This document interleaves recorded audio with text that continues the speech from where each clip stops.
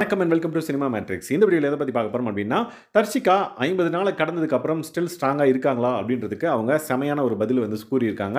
அதை பற்றி டீட்டெயிலாக இந்த வீடியோவில் பார்த்தலாம். அதுக்கு முன்னாடி நம்மளோட சேனல் நீங்கள் சப்ஸ்கிரைப் பண்ணாதீங்கன்னா சப்ஸ்கிரைப் பண்ணி சப்போர்ட் பண்ணுங்கள். விஜய் சேதுபதி சார் வந்து இன்னைக்கு 50th டே, அதனால் ஒரு டாஸ்க் கொடுக்குறோம் அப்படின்ற மாதிரி மைல்கல்ல ஒவ்வொருத்தருக்கும் வந்து கொடுத்துட்டாங்க. ஸோ ஒவ்வொருத்தரும் வந்து பார்த்தீங்கன்னா ஒருத்தரை சூஸ் பண்ணி அவங்களோட கேம் இத்தனை நாளில் முடிஞ்சிருச்சு, இப்போ வரைக்கும் அவங்க சும்மா தான் இருக்காங்க அப்படின்ற மாதிரி அவங்களுக்கு அந்த மைல்கல்ல கொடுக்கணும். ஸோ தர்ஷிகாவுக்கு வந்து பார்த்தீங்கன்னா 2 மைல்கள் கிடைச்சது. ஒன்று வந்து பார்த்தீங்கன்னா அன்ஷிதா. ஸோ அன்ஷிதா வந்து பார்த்தீங்க அப்படின்னா 27 டேஸ் வரையும் தான் அவங்களோட ஆட்டம் வந்து இருந்தது. அதுக்கப்புறம் அவங்களோட ஆட்டம் வந்து இல்லை, ஏதோ ஒரு காரணத்தால் அவங்கள வந்து நாங்கள் அதிகமாக பார்க்க முடியல, அவங்களோட கேம் வந்து போயிடுச்சோ, அவங்க வந்து சும்மா தான் இருக்காங்க அப்படின்ற பட்சத்தில் அவங்களுக்கு அந்த பேட்ச் வந்து கொடுக்கப்பட்டது, விச் மீன்ஸ் மைல்கல் பேட்ச். ஸோ 27 டேஸ் தான் வந்து அவங்களோட கேம் இருந்தது அப்படின்ற மாதிரி.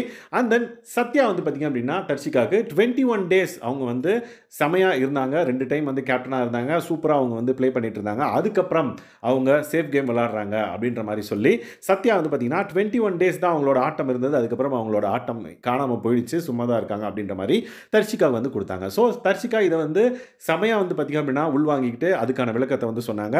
என்னென்னு பார்த்தீங்கன்னா, நான் இனிஷியலாகவே ஒரு ஹை ஸ்டாண்டர்ட் வந்து செட் பண்ணிட்டேன். என்னோட கிராஃப் வந்து பார்த்தீங்கன்னா ரொம்ப ஹையாக இருந்தது. ஸோ அதே மாதிரி எல்லா வாரம் இருக்கணும் அப்படின்ற மாதிரி எல்லாரும் எக்ஸ்பெக்ட் பண்ணுறாங்களா என்னன்னு தெரியல. ஸோ நிறைய பேர் வந்து பார்த்தீங்க அப்படின்னா நீ சூப்பராக விளையாடுற, நல்லா விளையாடுற, அண்ட் தென் செம பவர்ஃபுல்லாக நீ விளையாடுற அப்படின்ற மாதிரி சொல்லியிருக்காங்க. அப்படின்னு விஜய் சேதுபதி சார் யாரெல்லாம் சொன்னாங்க அப்படின்னு கேட்குறாங்க. அதுக்கு முத்துக்குமரன், தீபக், ஏன் அன்ஷிதாவே வந்து பார்த்தீங்க அப்படின்னா சொல்லியிருக்காங்க உன்னோட கேம் செமையாக இருக்குது அப்படின்ற மாதிரி. ஸோ நம்மளுக்கும் தெரியும் தர்ஷிகாவோட கேம் எந்த அளவுக்கு வந்து சூப்பராக இருக்கும் அப்படின்னு சொல்லிட்டு. So upcoming like after 2 times captain அப்புறம் அவங்களுக்கு அதிகமான ஆப்பர்ச்சுனிட்டி கிடைக்கல. அண்ட் தென் கிடைச்ச ஆப்பர்ச்சுனிட்டியில் அவங்க ஒழுங்காக பெர்ஃபார்ம் பண்ணல அப்படின்றது தான் வந்து நம்மளோட பார்வையாக இருக்குது. பட் தர்ஷிகா வந்து பார்த்தீங்க அப்படின்னா நான் வந்து ஒரு கிராஃப் ஹையாக செட் பண்ணிட்டேன், அதையே வந்து எல்லா வாரமும் அவங்க எக்ஸ்பெக்ட் பண்ணுறாங்க, அதனால தான் அவங்களுக்கு வந்து நான் ரொம்ப லோவாக திறணும் அப்படின்ற மாதிரி சொல்கிறாங்க. அண்ட் தென் ஒருத்தரோட கிராஃப் வந்து ஏறி ஏறி இறங்குறதுல ஒன்றும் தப்பு இல்லை. ஸோ நான் வந்து அதே லெவலில் என்னோட கேம் அண்ட் தென் அதே வீரியத்தோடு இருக்கணும்னு சொல்லிட்டு எல்லாரும் எக்ஸ்பெக்ட் பண்ணாங்க அப்படின்னா நான் அதுக்காக ஒரு விஷயத்தை வந்து பண்ணி அது வந்து ஃபேக்காக ஆகிடக்கூடாது அப்படின்றதுக்காக தான் நான் அந்த வாரத்தில் என்ன என்னால் முடியுமோ அதை மட்டும் நான் செய்கிறேன் அப்படின்ற மாதிரி சொல்கிறாங்க. விச் மீன்ஸ் அந்த வாரத்துக்கு தேவையான எல்லா விஷயங்களையும் நான் பண்ணுறேன், அந்த வாரத்தில் அவ்வளோதான் பண்ண முடியும் அப்படின்றதையும் வந்து தெளிவாக சொல்கிறாங்க. ஸோ அது வந்து நான் மற்றவங்க சொல்கிறாங்களே அப்படின்ற ஒரு விஷயத்துக்காக நான் ஒரு விஷயம் பண்ணேன் அப்படின்னா அது வந்து ஃபேக்காக போகக்கூடாது அப்படின்றதையும் வந்து அவங்க தெளிவாக சொல்கிறாங்க. ஸோ விஜய் சேதுபதி சார் இதுக்கு குறுக்க எதுவுமே கேட்கல.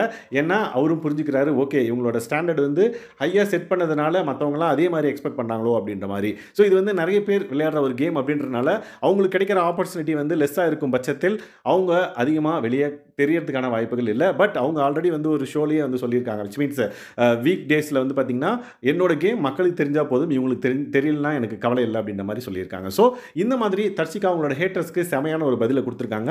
ஸோ நீங்கள் தர்ஷிகா பற்றி என்ன நினைக்கிறீங்க இந்த பதில் பற்றி அப்படின்றத மறக்காம இந்த வீடியோக்கு கமெண்ட் பண்ணுங்கள். அண்ட் தென் இந்த மாதிரியான பிக் பாஸ் அப்டேட்ஸை நீங்கள் தெரிஞ்சுக்கணும் அப்படின்னா நம்மளோட சேனலை சப்ஸ்கிரைப் பண்ணாமல் சப்ஸ்கிரைப் பண்ணி சப்போர்ட் பண்ணுங்கள். Thanks guys, by.